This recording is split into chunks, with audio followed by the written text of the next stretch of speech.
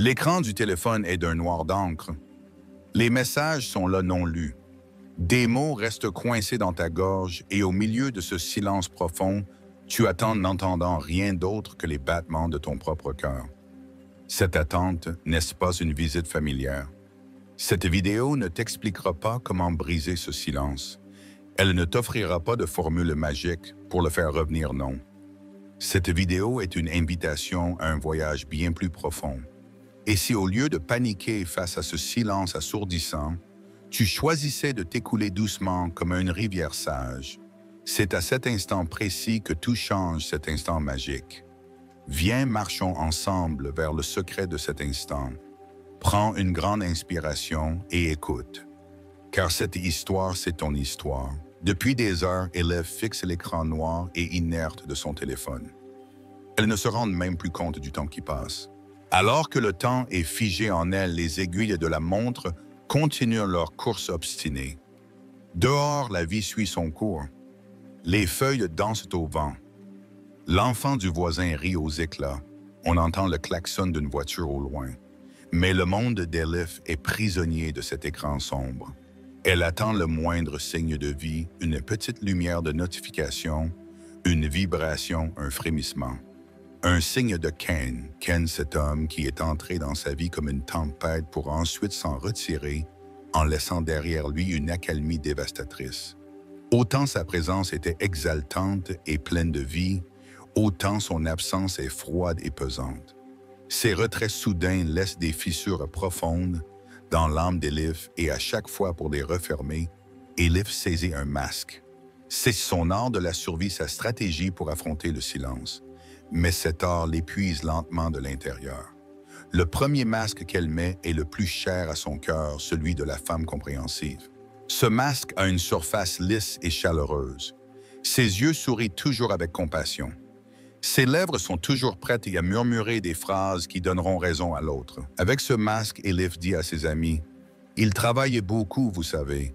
Il traverse une période stressante. Je ne veux pas lui mettre la pression. » En elle-même, elle se répète le même refrain. Il a juste besoin d'espace. Peut-être qu'il a des soucis et qu'il n'est pas encore prêt à les partager avec moi. Je ne dois pas l'étouffer. Ce masque donne un cadre logique au comportement de Ken. Il présente Elif non pas comme une victime, mais comme une partenaire compréhensive et mature. Mais juste en dessous de ce masque, le cœur d'Elif bat comme un oiseau en cage. Il y a là une petite fille qui veut être comprise, vue, et qui meurt d'envie d'entendre ne serait-ce qu'un « bonjour ». Le masque de la femme compréhensive couvre doucement la bouche de cette petite fille. « Chut », lui dit-il, « ce n'est pas le moment. Tu dois être patiente. » Et Elif reporte une fois de plus son propre besoin. Ce masque est l'une des manières les plus douloureuses de sacrifier sa propre âme pour préserver l'humeur d'un autre. À mesure que le silence s'allonge, le masque de la femme compréhensive devient de plus en plus lourd. C'est alors qu'Elif en sort un autre de sa boîte, le masque de la femme joyeuse et indépendante.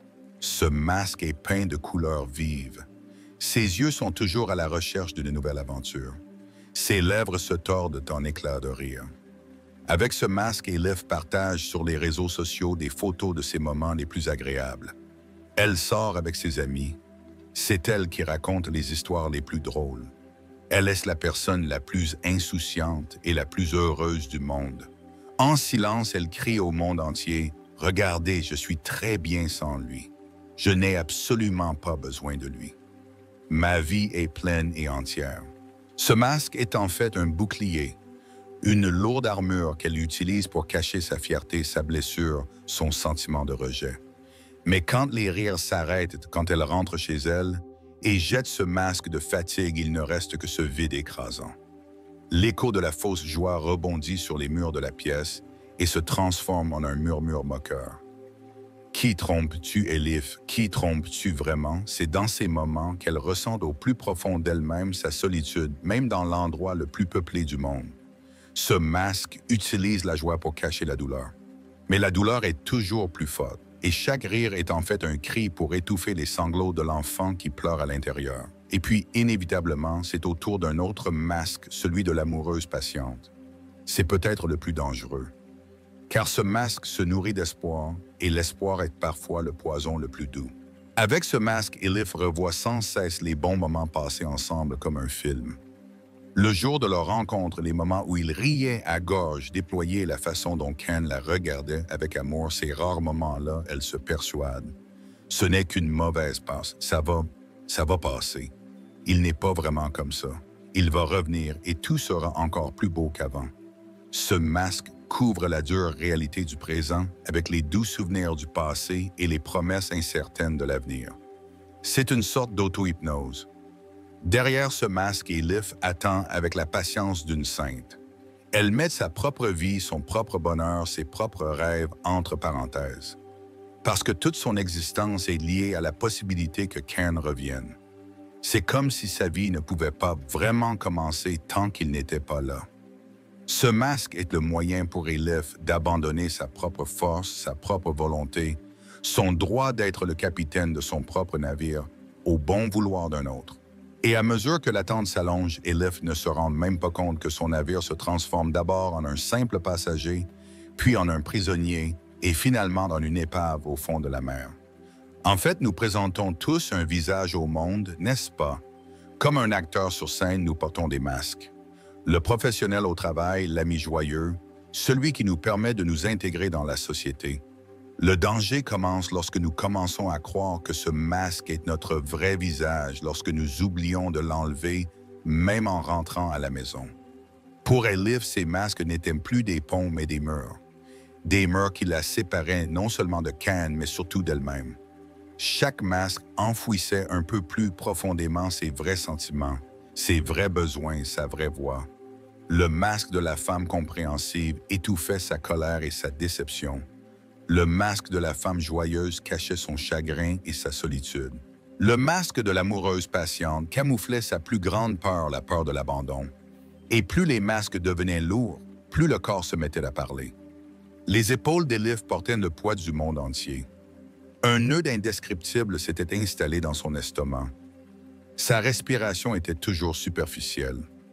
La nuit, ses nuits s'étaient déchirées par des rêves angoissants, car ce que l'âme fait taire le corps le crie. Le corps est le témoin le plus honnête de la vérité qui se cache sous le masque. Chacun de ces masques volait une partie de l'énergie vitale d'Elif, la rendant plus fatiguée, plus pâle, plus inanimée. Ses yeux, autrefois brillants, étaient maintenant embrumés. En se regardant dans le miroir, elle ne savait plus qui elle voyait. Le visage qu'elle voyait était un collage. Un peu de compréhension, un peu de fausse joie, un peu de patience usée. Mais Elif elle-même n'était nulle part sur ce visage. Derrière le masque, une ombre grandissait, celle qu'Elif craignait le plus de voir et d'accepter. Cette double sombre que nous cachons tous dans les cachots les plus profonds de notre inconscient. Tous ces sentiments primitifs, ces désirs refoulés et ces vérités douloureuses que la société et même nous-mêmes avons du mal à accepter. L'ombre d'Elif était pleine de colère. C'était une colère qui voulait crier « Comment peux-tu me faire ça ?» L'ombre d'Elif était dans un profond chagrin. Un chagrin qui sanglotait « Ce n'est pas l'amour que je mérite ». Et surtout, l'ombre d'Elif tremblait de peur. La peur que si j'enlève ces masques, si je montre mon vrai visage, je me retrouve complètement seule. C'est pour cette raison qu'elle s'accrochait si fermement à ces masques. Car même s'ils étaient douloureux, ils étaient familiers, ils étaient sûrs. Mais sous ces masques, elle s'étouffait, et dans un coin de son âme, un petit murmure commençait à s'élever. Une question, et si porter ces masques était plus lourd que d'être seul, et si la véritable prison c'était les masques eux-mêmes, cette question est la clé qui ouvre la porte du prochain chapitre. Le premier pas hésitant d'une révolution intérieure. Le téléphone est toujours silencieux, elle est toujours la même. Mais quelque chose est différent. En Elif, la vague familière de panique recommence à monter. Elle connaissait ce sentiment par cœur, une agitation froide et poisseuse qui circule dans ses veines. Des milliers de scénarios se jouaient en même temps dans son esprit. Est-ce qu'il lui est arrivé quelque chose de grave? S'est-il lassé de moi? Y a-t-il quelqu'un d'autre? Ai-je dit quelque chose de mal? Chaque question en engendrait une autre comme un lierre venimeux qui emprisonnait son âme. Normalement, à cet instant précis, quand la panique atteint son paroxysme, Elif se serait instinctivement tournée vers un masque. Soit elle se serait précipitée sur son téléphone pour écrire un message compréhensif, soit elle aurait cherché un moyen de sortir pour étouffer sa douleur. Une action, un mouvement, un bruit. N'importe quoi pour faire taire ce vacarme intérieur. Mais pas cette fois. Cette fois, quelque chose l'a arrêté. Ce n'était pas une décision consciente. Ce n'était pas un moment d'illumination. C'était une fatigue pure brute qui lui transperçait les os. À ce moment-là, la fatigue était plus forte que la panique. La fatigue accumulée au fil des années, cet épuisement sacré qui sointait des couches les plus profondes de son âme et s'infiltrait jusqu'à ses os, l'avait cloué à son fauteuil. Elle n'avait plus la force de mettre un masque de plus, de jouer un rôle de plus, de refouler une émotion de plus.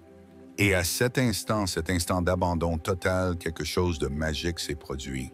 Pour la première fois de sa vie, au lieu de se battre contre la vague de panique, Elif l'a laissé traverser son corps tranquillement. Elle a fermé les yeux. Elle n'a pas essayé de l'arrêter. Elle n'a pas essayé de l'analyser. Elle a juste ressenti. La façon dont son cœur battait contre sa cage thoracique, la façon dont ses paumes se couvraient de sueur froide, la façon dont sa respiration se nouait dans sa gorge. Pour la première fois de sa vie, elle se tenait au milieu de la tempête et en témoignait de sa puissance, sans essayer de la contrôler, sans essayer de la fuir. Et au lieu de s'effondrer sur elle, la tempête a commencé à s'apaiser lentement, mais très lentement. Le vent s'est calmé, la pluie s'est arrêtée. Il est resté un silence frais et pur comme l'odeur de la terre mouillée. Mais ce n'était pas le silence froid et vide créé par l'absence de Khan. C'était différent. C'était le silence d'Elif elle-même. Le silence profond de sa propre essence qu'elle n'avait pas entendu depuis des années. Dans ce silence, Elif a commencé à entendre des murmures. Ce n'étaient pas des voix de l'extérieur. C'étaient les voix de son propre esprit qui avaient été étouffées sous les masques qu'elle avait portés pendant des années. Elle a d'abord entendu le murmure brûlant de la colère. Cette voix que le masque de la femme compréhensive avait fait taire. « Comment le laisses-tu te faire ça ?» murmurait-elle. « Ton amour est-il si bon marché? Ton cœur est-il un jouet? » Ce n'était pas une colère destructrice. C'était une limite saine. C'était le premier germe du respect de soi. Quand Elif a ressenti cette colère, elle n'en a pas eu peur. Elle l'a accueillie, parce que cette colère était comme une amie qui lui rappelait sa valeur. C'était la preuve qu'elle souffrait à cause de Khan. Et si elle souffrait, c'était le signe qu'elle était encore en vie, qu'elle ressentait encore, qu'elle avait encore un cœur. Cette colère était un cadeau. Ensuite, elle a entendu le murmure salé du chagrin. Ce sanglot que le masque de la femme joyeuse et indépendante avait étouffé par ses rires. « Comme tu es fatiguée, n'est-ce pas ?» murmurait-il. De toujours paraître forte, de toujours faire semblant que tout allait bien, d'ignorer son propre malheur, tout en essayant de rendre les autres heureux. Ce chagrin n'était pas une faiblesse, c'était l'émotion la plus humaine. Elif a laissé les larmes couler sur ses joues. Les larmes qu'elle retenait depuis des années coulaient comme une rivière. Chaque larme emportait le poids d'un rire faux, la fatigue d'un sourire ostentatoire. Ses pleurs n'étaient pas un effondrement, c'était une purification. Son âme se débarrassait du poison accumulé. C'était le premier moment où elle pouvait toucher sa propre douleur avec compassion. Elle ne la fuyait plus, elle l'embrassait, parce que son chagrin était la preuve qu'elle pouvait aimer profondément. Et quelle grande bénédiction c'était! Et puis la plus profonde et la plus effrayante est arrivée. Le murmure glacial de la peur, cette voix tremblante que le masque de l'amoureuse patiente avait couverte d'espoir. « Et s'il ne revenait pas ?» murmurait-il. « Et si tu restais seul pour toujours? Et si tu n'étais plus jamais aimé ?» C'était la peur la plus fondamentale au centre de son existence. Elif a ressenti la présence de cette peur dans chacune de ses cellules. Mais cette fois, au lieu de la paralyser, la peur lui a montré quelque chose. La peur lui montrait à quel point elle voulait être aimée, à quel point elle voulait appartenir. Mais en même temps, elle lui frappait au visage le lourd prix qu'elle payait pour cet amour et ce sentiment d'appartenance. Sacrifier son propre être, sa propre âme. Cette peur lui a offert un choix. Soit tu continues de vivre en esclave de cette peur comme une feuille à la merci d'un autre, soit tu apprends à marcher avec cette peur, en l'acceptant mais sans jamais la laisser te contrôler. C'est à cet instant dans cette pièce silencieuse qu'Elif a fait la découverte la plus importante de sa vie. Jusqu'à ce jour, elle avait cru que le centre de son monde émotionnel était toujours Ken. Heureuse quand Ken l'appelait malheureuse, quand Ken se taisait apaisé, quand Ken se rapprochait inquiète, quand Ken s'éloignait. C'était comme si elle était un satellite sans émotion et qu'elle n'obtenait de sens que lorsqu'elle tournait sur l'orbite de Ken. Mais elle comprenait maintenant que c'était une illusion. Le silence de Ken n'était qu'un déclencheur, une clé. Cette clé ouvrait des portes qui étaient déjà en Elif. La porte de la colère, la porte du chagrin, la porte de la peur. Ces émotions n'existaient pas à cause de Ken. Ces émotions avaient toujours été là. Elle vivait dans les terres oubliées et négligées de l'âme d'Elif. La seule chose que Ken avait faite, c'était de braquer un projecteur sur ces terres. Et même si c'était douloureux, c'était une prise de conscience incroyablement libératrice. Parce que cela signifiait, si la source de ces émotions est en moi, alors leur remède est aussi en moi. Si c'était mon âme qui a créé cette tempête, c'est aussi moi qui la calmerai. Peut-être que le plus grand devoir de l'être humain dans cette vie est de trouver sa propre intégrité. Au lieu de rejeter ces parties sombres et indésirables derrière le masque comme un ennemi de les comprendre et de les intégrer. Ce jour-là, sans s'en rendre compte, Elif avait fait son premier pas vers sa propre intégrité. Elle ne voyait plus la colère, le chagrin et la peur en elle comme des ennemis. Ils étaient comme ses propres enfants qui s'étaient perdus et attendaient d'attention et compassion. Les écouter leur faire de la place, les accepter sans jugement, c'était le plus grand cadeau qu'elle pouvait se faire. Rester calme n'était pas une attitude passive en attendant Ken. Rester calme, c'était baisser le volume du bruit extérieur et commencer à entendre la musique intérieure. La musique de sa propre âme. Ce jour-là, Elif n'a plus regardé son téléphone. Elle n'a pas écrit de message. Elle n'a pas partagé une photo joyeuse sur les réseaux sociaux. Elle s'est juste assise et a respiré. Des respirations profondes et calmes. À chaque respiration, elle ressentait le poids de sa propre existence, la chaleur de son propre corps. Pour la première fois depuis des années, elle se sentait précieuse pour la simple raison d'être elle-même sans avoir besoin de l'approbation ou de la présence de quelqu'un d'autre. Ce silence n'était plus un vide, un manque. Ce silence était devenu un espace sacré plein de possibilités. Un temple où elle pouvait se redécouvrir. Elle ne savait pas si Ken reviendrait, mais pour la première fois, la réponse à cette question n'était plus le facteur principal qui définissait qui elle était et ce qu'elle ressentait. La question principale avait changé. La question n'était plus que va-t-il faire, mais que vais-je faire moi, avec cette force intérieure que je viens de découvrir, avec ces nouvelles voix que j'entends, qui serais-je? Et cette question était le début du prochain voyage. Le voyage qui consiste à avoir le courage de laisser de côté les masques et de rencontrer son visage nu et réel. Le téléphone était toujours silencieux, mais dans l'âme d'Elif, une toute nouvelle mélodie avait commencé et cette mélodie était plus forte que tout. Les jours avaient désormais une couleur différente de la veille. Ce nouveau silence qu'Elif avait découvert en elle s'était infiltré dans tous les coins de sa maison. Ce n'était pas le silence d'un mort, mais le silence patient et vibrant d'une graine sous la terre. Désormais, l'absence de Ken n'était plus un manque, une douleur fantôme comme celle d'un membre amputé. Son absence n'était qu'un vide. Et Elif apprenait à combler ce vide non pas en paniquant, mais en le remplissant calmement de sa propre présence, de sa propre respiration, de ses propres pensées. En buvant son café le matin, elle regardait la danse du soleil qui filtrait par la fenêtre sur le parquet. Et elle regardait vraiment. Elle voyait de petits détails qui étaient dans sa maison depuis des années, mais qu'elle n'avait jamais remarqués. Une fissure sur le mur qui s'étirait comme une fine rivière, la résistance obstinée de la feuille et de la plante en pot qui se tournait vers le soleil. Elle était comme la reine de son propre petit royaume. Ce royaume n'était pas luxueux, mais il était réel et surtout, il n'appartenait qu'à elle. Elle n'avait plus besoin de s'infiltrer dans le royaume de quelqu'un d'autre pour exister de se rafraîchir à l'ombre de quelqu'un d'autre. Elle avait sa propre ombre et son propre soleil. Et puis un jour, au milieu de cette nouvelle tranquillité, le bruit est arrivé. Cette vibration qu'elle attendait à la fois comme une bénédiction et une malédiction depuis des années. L'écran du téléphone s'est éclairé après l'obscurité. Un seul nom était écrit sur l'écran Ken, et en dessous cette question simple, presque innocente, qui a changé le rythme de son cœur pendant un instant. Comment vas-tu? Dans le passé, ces deux mots auraient été une bouée de sauvetage pour Elif. Après des semaines de silence assourdissant, cette question était comme une oasis dans le désert.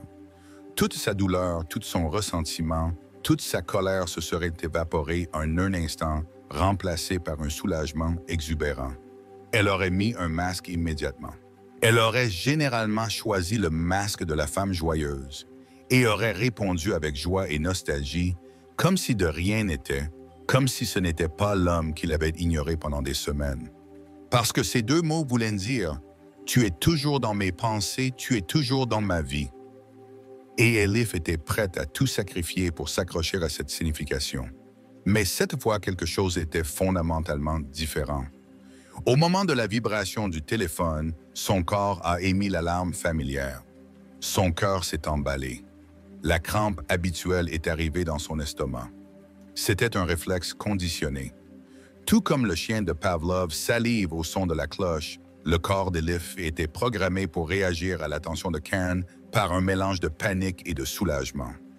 Mais cette fois, derrière la réaction physique, il y avait un observateur calme. Cet observateur était ce sage témoin fatigué qu'elle avait rencontré dans le second chapitre. Elif a senti ses doigts avoir envie de prendre le téléphone. Elle a remarqué cette impulsion momentanée, cette commande de répondre immédiatement, mais elle n'a pas bougé. Elle s'est juste arrêtée et a respiré.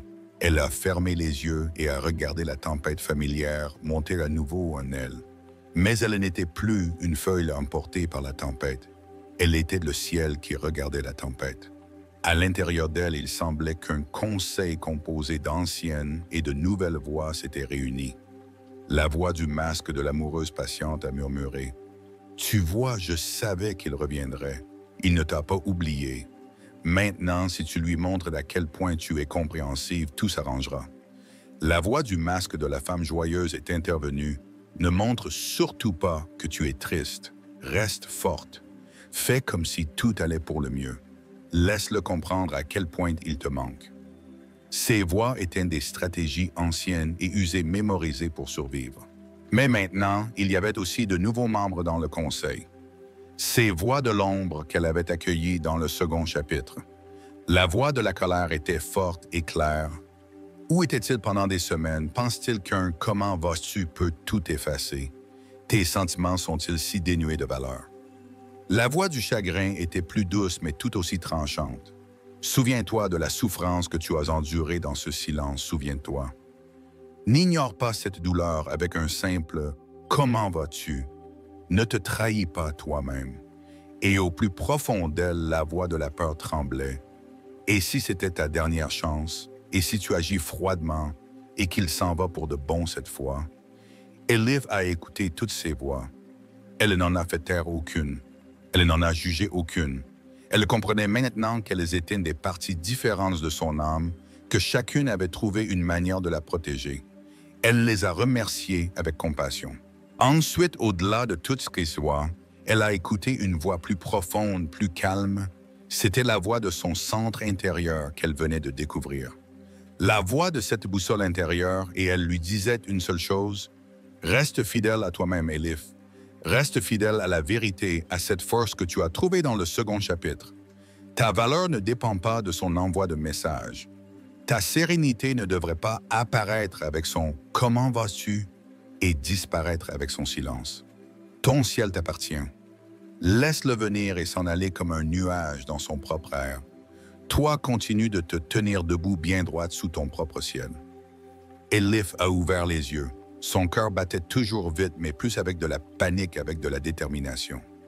Elle a pris le téléphone. Ses doigts n'ont pas tapé les phrases joyeuses pleines de pardon et pleines d'ornements par vieille habitude. Ses doigts ne se sont pas non plus tendus vers des mots de colère, d'accusation ou de reproche. Ses doigts ont simplement écrit la vérité. Une vérité simple, honnête et calme. Sa réponse n'était ni chaleureuse ni froide. Sa réponse était neutre, sa réponse était libre. Elle a écrit « Je vais bien, merci. J'espère que tu vas bien aussi. » Elle n'a rien ajouté d'autre. Pas de questions, pas de reproches, pas d'invitation. Ce n'était pas un jeu. Ce n'était pas une tactique. C'était une déclaration claire de l'état émotionnel d'Elif. C'était la manière la plus silencieuse et la plus puissante de dire « Je suis là, je suis dans mon centre et je vais bien ». Ta présence ou ton absence ne peut plus ébranler cet état fondamental chez moi. C'était une manière de poser une limite, mais ce n'était pas une limite agressive faite de fils barbelés. C'était un cercle respectueux et clair tracé autour d'un espace sacré. Cela voulait dire « C'est le jardin de mon âme et on ne peut y entrer qu'avec respect ». Au moment où elle a appuyé sur le bouton d'envoi, elle a senti quelque chose se détacher en elle. Mais ce n'était pas une rupture douloureuse. C'était une rupture libératrice comme un navire qui se libère d'une corde pourrie qui l'a tenu captif dans le port pendant des années. Quand elle a fermé les yeux, elle a vu ces masques dans son esprit. La femme compréhensive, la femme joyeuse, l'amoureuse patiente. Ils se tenaient derrière des vitrines de verre comme des œuvres d'art dans un musée. Elle les a regardés avec gratitude, parce que ces masques lui avaient permis de respirer pendant les moments les plus difficiles. Ils l'avaient protégée, mais elle n'en avait plus besoin. Elle pouvait les laisser derrière elle avec amour. Elle pouvait maintenant exister dans le monde avec son propre visage, son visage nu imparfait, mais infiniment réel. Elle a compris que si tu restes calme quand il t'ignore, la chose magique qui se produit n'est pas qu'il revient en courant vers toi. Parfois, cela arrive, parfois non. La chose la plus importante, ce n'est pas cela. La chose la plus importante, c'est que si tu restes calme quand il t'ignore, tu reviens en courant vers toi. Tu reviens à toi-même. Tu reviens à ta maison, à ta propre âme que tu as abandonnée pendant des années en attendant à la porte de quelqu'un d'autre. Et dans cette maison, tu trouves un trésor que personne ne peut te donner. Le sentiment d'appartenir à soi, la souveraineté émotionnelle. Ce jour-là, Elif n'a pas attendu de réponse. Elle a mis le téléphone sur silencieux et l'a posé sur la table face cachée. Puis elle s'est levée, s'est préparée une autre tasse de thé et s'est assise près de la fenêtre. Dehors, les nuages se déplaçaient lentement. Certains étaient comme des danses, d'autres étaient blancs et légers. Mais le ciel, cet espace bleu infini qui les laissait tous passer, était toujours là, calme, immuable et entier. Elif a souri. Elle n'était plus un nuage. Elle était le ciel lui-même. Après le message calme d'Elif, l'univers est entré dans un instant de silence. Mais ce silence était différent des précédents. Ce n'était pas un silence tendu et chargé d'attente. C'était un silence serein et complet, comme après une méditation où tout se met en place. Pour la première fois de sa vie, Elif n'attendait pas que quelqu'un d'autre fasse le prochain pas, parce qu'elle n'était plus quelqu'un qui attendait qu'un partenaire lui tende la main au milieu de la piste de danse. Elle avait commencé à jouer sa propre musique et elle prenait plaisir à danser seule, à se balancer à son propre rythme. La réponse de Can est arrivée 1 heure plus tard, puis une autre. Les messages n'étaient pas comme ceux d'avant. On pouvait lire entre les lignes une agitation, un étonnement, peut-être même un peu de panique.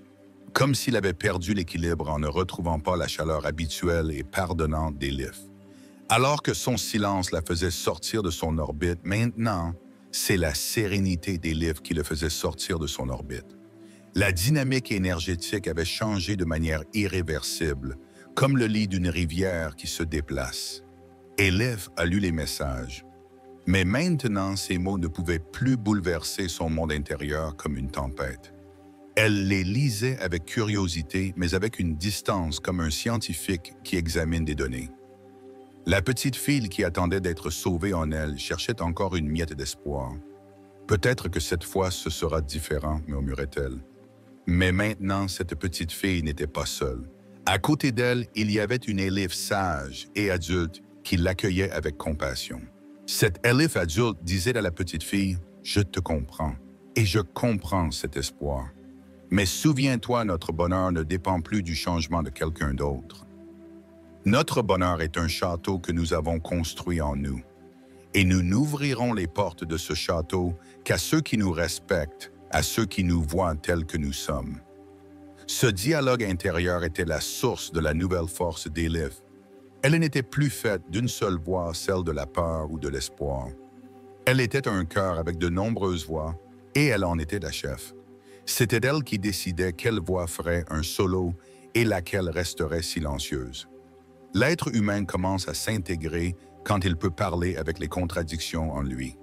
Elif n'a pas cherché un regret ou un manque dans les messages de Khan.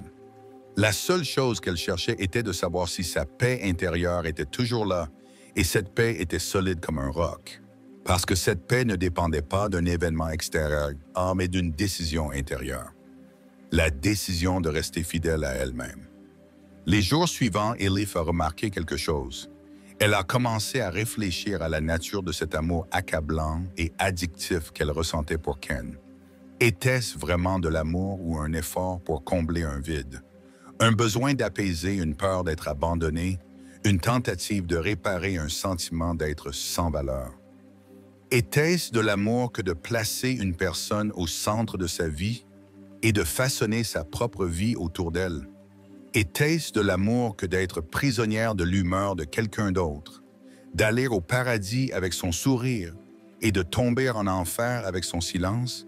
Était-ce un état de constante inquiétude d'attente de la prochaine déception? Non. Elif a compris dans ces moments de calme que ce n'était pas de l'amour. C'était une faim. C'était le cri de faim de son âme qui s'élevait des terres négligées. Et Ken était comme une malbouffe très calorique et non nutritive qui apaisait cette faim de manière temporaire, mais ne la rassasiait jamais.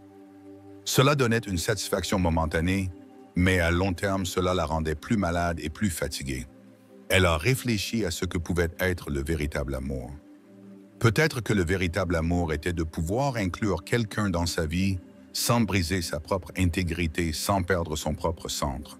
Tout comme deux arbres séparés qui grandissent côte à côte, leurs branches se touchant doucement, sans que leurs racines s'entremêlent, tout en partageant le même ciel.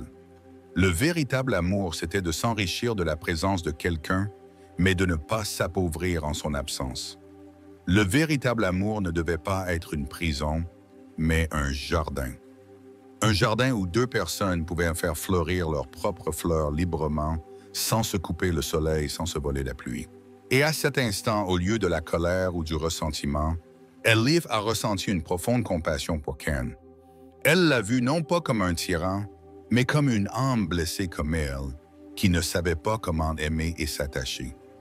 Ces silences n'étaient pas une démonstration de force, mais peut-être l'expression d'une peur, d'une insuffisance, d'une incapacité à créer une intimité. Elle a réalisé à quel point il était absurde d'essayer de le changer, de lui demander quelque chose qu'il ne pouvait pas lui donner. On ne pouvait pas attendre d'un pommier qu'il donne des oranges. L'accepter tel qu'il était comme un pommier et continuer son propre chemin. C'était le plus grand acte d'amour. Cette prise de conscience était comme le dernier maillon d'une chaîne qui se brisait. Elif ne ressentait plus la responsabilité de le sauver, de le guérir, d'en faire la bonne personne. Elle a compris que chacun était responsable de son propre voyage, de ses propres blessures. La seule chose qu'elle pouvait faire était de rester fidèle à son propre voyage. Et son voyage n'était plus sur l'orbite de Ken. C'était une toute nouvelle route qui suivait la boussole de son propre cœur. Un soir, elle a pris une dernière décision. Cette décision n'était pas née de la douleur de la colère ou de la vengeance. Cette décision était née de la sérénité, de la clarté et de cet amour profond qu'elle avait pour elle-même. Elle a écrit un dernier message à Khan. Elle a dit « Merci pour tout ce que nous avons vécu ensemble. J'ai beaucoup appris de toi. J'espère que ton chemin sera dégagé et que tu trouveras la paix que tu cherches. Prends soin de toi. » Il n'y avait pas d'accusation dans ce message, pas d'attente. Il n'y avait que l'acceptation et le lâcher-prise. Ce n'était pas seulement le libérer, c'était se libérer elle-même avant tout. Se libérer de l'attendre, de l'espérer, d'être blessée par lui. Quand elle a appuyé sur le bouton d'envoi, elle a ressenti une légèreté incroyable en elle. Comme si elle avait lentement posé à terre ce sac invisible qu'elle portait sur son dos depuis des années, rempli de masques de déception et de faux espoirs. Et quand le sac est tombé, elle a réalisé qu'il n'était pas si lourd. Ce qui le rendait lourd, ce n'était pas le sac lui-même, mais l'acte de le porter. Cette nuit-là, Elif a dormi d'un des sommeils les plus profonds de sa vie. Dans son rêve, elle marchait dans une vaste prairie verdoyante. Le ciel était d'un bleu profond, et pour la première fois, elle n'était pas seule. À côté d'elle, sa version enfantine tenait sa main. Ensemble, elles souriaient. Que se passe-t-il si tu restes calme quand il t'ignore? Voilà ce qui se passe. Au milieu de la tempête, au lieu de paniquer, tu t'arrêtes calmement, tu trouves ton propre centre et tu apprends d'abord à t'écouter. Ensuite à te respecter et à poser des limites saines. Et enfin, tu comprends ce qu'est le véritable amour. Que le véritable amour ne consiste pas à compléter quelqu'un, mais que deux personnes déjà complètes choisissent de faire une partie de leur voyage ensemble. Et parfois, tu comprends que la forme la plus élevée d'amour est de laisser partir ce qui doit partir. Parce que quand tu le libères, c'est toi qui te libères vraiment. L'histoire d'Elif met ici une virgule, pas un point, parce que les voyages de l'âme ne se terminent jamais. Ils ne font que changer de forme. Son histoire est comme le moment où une rivière se jette dans la mer. Pensez-vous que la rivière a pris fin? Non. Elle s'est simplement transformée en quelque chose de plus grand en l'océan. La révolution intérieure qu'Elif a commencé dans cette pièce silencieuse l'a transformée en un océan. Elle n'était plus une petite mare qui débordait sous la pluie de quelqu'un d'autre et se fissurait sous la sécheresse de quelqu'un d'autre. Elle était un océan avec ses propres marées qui cachaient des perles dans ses propres profondeurs et qui pouvait calmer ses propres tempêtes en elle-même. Même si cette histoire semble être celle d'Elif, c'était la tienne depuis le début. Les masques qu'elle portait sont peut-être accrochés dans ton placard aussi. La froideur d'être ignorée qu'elle a ressentie te fait peut-être aussi mal aux os. Sa panique te fait peut-être aussi passer des nuits blanches. C'est pourquoi ce dernier chapitre ne parle pas d'Elif. Ce dernier chapitre parle de toi, de ton océan. Sais-tu ce qui se passe quand tu choisis de rester calme au milieu de ce silence assourdissant, quand il t'ignore, quand il ne te voit pas? Ce n'est pas un miracle. Le ciel ne s'ouvre pas et tout ne s'arrange pas d'un coup. La personne qui t'a quitté ne reviendra peut-être pas à ta porte avec des regrets. Le monde ne change pas comme par magie. Ce qui change, c'est quelque chose de beaucoup plus fondamental, de beaucoup plus puissant. C'est toi qui changes. Pas le monde lui-même, mais la façon dont tu vois le monde change, et c'est une révolution bien plus grande que de changer le monde. Rester calme n'était pas une attente passive, un état d'inaction. Au contraire, c'était l'action la plus radicale. C'était une décision consciente d'écouter la voix intérieure face au bruit extérieur. C'était de s'asseoir dans le fauteuil de réalisateur de son propre film, au lieu de prendre un billet pour le drame des autres. Quand tu es resté calme, le silence a cessé d'être un ennemi et est devenu un enseignant. Cet enseignant t'a montré la vérité la plus importante que tu avais ignorée pendant des années. Ta valeur ne peut pas être mesurée par l'approbation de quelqu'un d'autre. Ta valeur n'est pas comme une action boursière qui monte avec l'intérêt de quelqu'un et qui chute avec son désintérêt. Ta valeur est un droit inconditionnel, non négociable et inaliénable qui t'a été donné au moment de ta naissance. Tout comme le soleil n'a pas besoin de permission pour briller, tu n'as pas besoin de la permission de qui que ce soit pour exister et avoir de la valeur. Le silence te l'a murmuré. Quand tu es resté calme, tu as cessé de te battre contre les tempêtes de ton corps. Tu les as laissées passer. Et tu as compris à ce moment-là que tu n'étais pas la tempête. Tu étais le ciel dans lequel la tempête avait lieu. La colère est venue comme un nuage. Le chagrin n'a plus comme une averse. La peur est tombée comme un brouillard. Mais tu étais le ciel bleu infini derrière ces nuages, cette pluie, ce brouillard. Les nuages venaient et s'en allaient, mais le ciel restait toujours. Cette prise de conscience t'a donné une force inébranlable. Quand tu es resté calme, tu as appris à tracer la géométrie sacrée de tes limites. Ce n'était pas pour construire des murs autour des gens. C'était pour ouvrir la porte du jardin de ton âme uniquement à la gentillesse, au respect et à la sincérité. C'était de cesser de te dire non en disant oui à tout le monde. C'était d'honorer tes propres besoins, tes propres émotions. Et quand tu as commencé à respecter tes propres limites, tu as vu que l'univers attirait dans ta vie des personnes qui te respectaient et que celles qui ne le faisaient pas continuaient doucement leur propre chemin. Parce que tu étais le plus grand enseignant sur la manière dont on devait te traiter. Quand tu es resté calme, tu as compris ce que n'était pas l'amour. Que l'amour n'était pas de combler un vide, de nourrir une dépendance, de rafistoler une peur. Et puis une idée de ce que pouvait être l'amour a germé. Que l'amour pouvait être un acte de libération.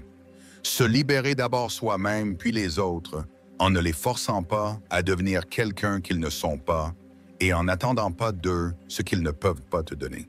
C'était l'amour le plus pur, la forme la plus élevée de compassion. Peut-être que c'est le voyage le plus profond de l'âme, le courage de cesser d'être la personne que les autres attendent de nous et de se transformer en cet être unique, singulier et authentique que nous sommes censés être dès la naissance. L'art d'enlever les masques, d'accueillir notre ombre, de diriger toutes les contradictions en nous comme un orchestre et de jouer notre propre mélodie unique.